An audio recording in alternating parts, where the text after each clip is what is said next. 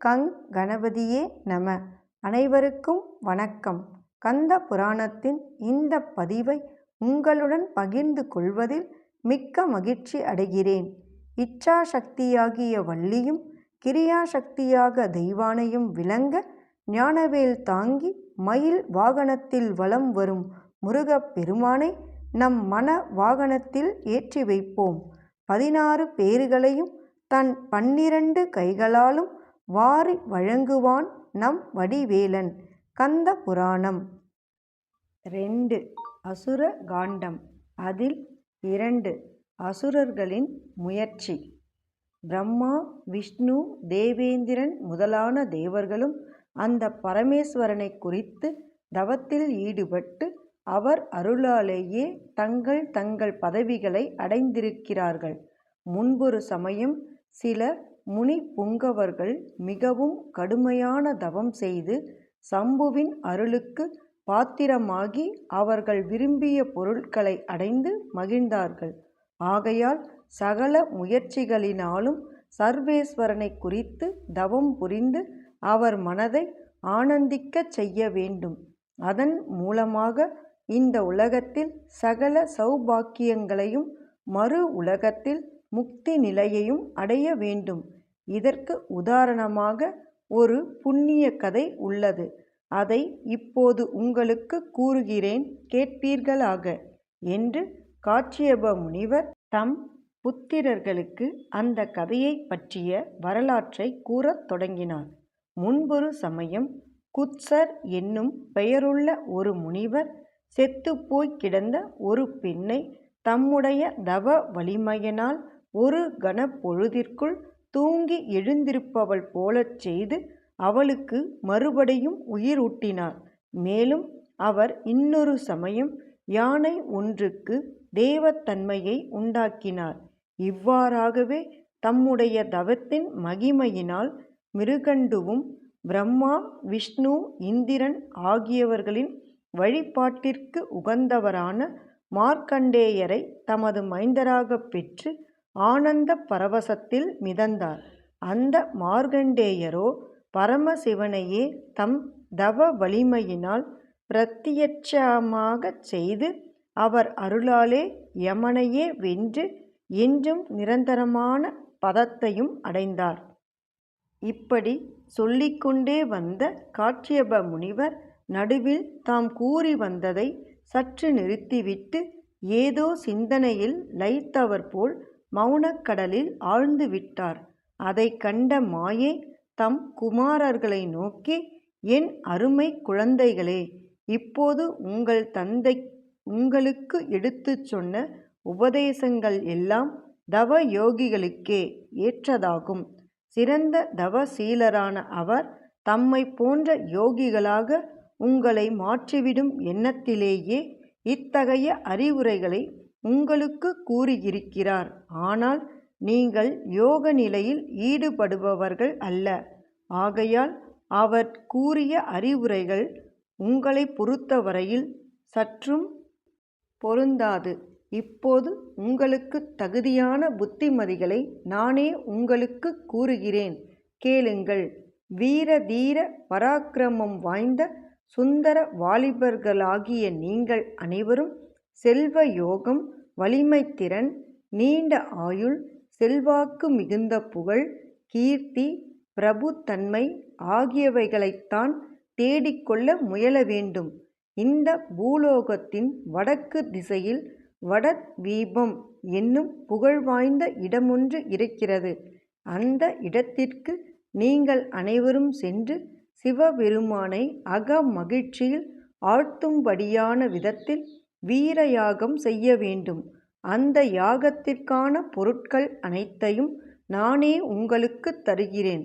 உங்கள் யாகத்திற்கு மெச்சி அந்த மகாதேவன் காட்சியளித்ததும் அவரிடம் தாம் கூறும் பொருட்களையே கேட்டு பெற்று கொள்ளுங்கள் என்று கூறிவிட்டு அவர்களுக்கு தந்திரங்களுடன் மந்திரங்களையும் உபதேசித்து விடை கொடுத்து அனுப்பினாள்.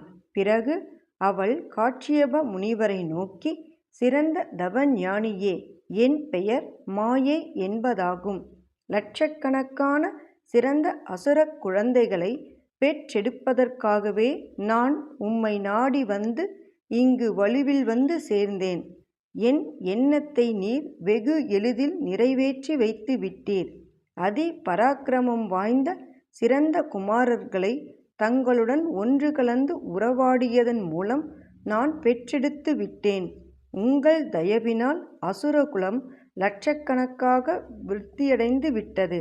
நான் இங்கு வந்த காரியம் சுலபமாக நிறைவேறி விட்டதால் இனி நான் தவம் புரிய செல்லப் போகிறேன் என்று கூறிவிட்டு ஒரு நொடி பொழுதிற்குள் அவள் அங்கிருந்து மறைந்து விட்டாள். தன் கண் பார்வையிலிருந்து அவள் மறைந்து விட்டதும் காட்சியப முனிவர் துயரம் தாங்காமல் பைத்தியம் போல் அழுது புலம்பலானார். மாயை மீது கொண்டிருந்த காதலை என்னதான் முயன்றும் அவரால் மறக்கவே முடியவில்லை. இப்படி பித்து பிடித்த நிலையில் அவர் புலம்பிக் கொண்டிருந்த வேளையில் அந்த இடத்திற்கு பிரம்மதேவர் வந்தார். அவர் காட்சியப்ப முனிவரை நோக்கி, காட்சியப்பனே, இப்போது நீ மூடத்தனமாக ஏன் அழுது அரற்றிக் கொண்டிருக்கின்றாய்? என் மகனே, நீ வீணாக இப்படி அழுது புலம்பாதே. நீ சந்தோஷமாகவே இருக்க வேண்டும். நீ இப்போது புரிந்திருக்கும் பாப காரியத்திலிருந்து விடுபடுவதற்காக சகல தீவினைகளையும் போக்கியருள வல்ல பரமேஸ்வரனை குறித்து தவத்தில் ஈடுபடவே முயற்சி செய்தாக வேண்டும். அதை விட்டுவிட்டு இப்படி பித்து பிடித்தவன் போல் நிலை குலைந்திருக்கிறாயே என்று கூறிவிட்டு தான் வந்த சுவடு தெரியாமல் அப்போதே மறைந்து விட்டார். அறிவு தெளிந்த காட்சியபரும் தவம் புரிய விரும்பி தம் ஆசிரமத்தை நோக்கிச் சென்றார்.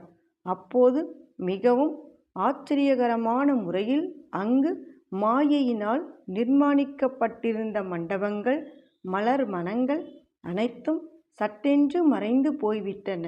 அதை கண்ட காட்சியபர் பெரிதும் வியப்புக் கடலில் மூழ்கினார். அதே சமயத்தில் பிரம்மாண்டமான சேனா வீரர்களும் தம்பிமார்களும் புடைசூழ பரமசிவனை மகிழ்வித்து அவர் அருளை அடையும் பொருட்டு யாகம் புரிவதற்காக சூரபத்மன் புறப்பட்டுச் சென்றான். போகும் வழியில் தெய்வச் செயலாக அசுர குருவான சுக்ராச்சாரியார் எதிர்பட்டார். பயங்கரமான பலவித மிருக ரூபங்களில் தென்பட்ட அவர்களைக் கண்டதும் அசுரகுரு பயந்து நடுங்கினார். பிறகு அவர் அந்த அசுரர்கள் அனைவரும் தம்மிடத்தில் கீழ்ப்படிந்து இருக்கும் விதமாக வசிய மந்திரத்தை ஜபித்தார். சூரபத்மனுடைய அருகில் அவர் சென்று, நான் தான் உங்களுடைய குரு என்று கூறினார். உடனே சூரபத்மன் அவருடைய திருவடிகளில் விழுந்து வணங்கி வினயத்தோடு எழுந்து நின்றான். அவர்கள் செய்யப்போகும் யாகத்திற்கு எந்தவித இடையூறும் நேரிடாமல் சுலபமாக பூர்த்தியடையும் பொருட்டு அவர் சூரபத்மனுக்கு தாமாகவே சில மந்திரங்களை உபதேசித்துவிட்டு அங்கிருந்து தன் வழியே சென்று விட்டார். உடனே சூரபத்மன் தன் தம்பிகளோடு வடதீபத்தை நோக்கி வேகமாகச் சென்று அந்த இடத்தை விரைவில் அடைந்தான்.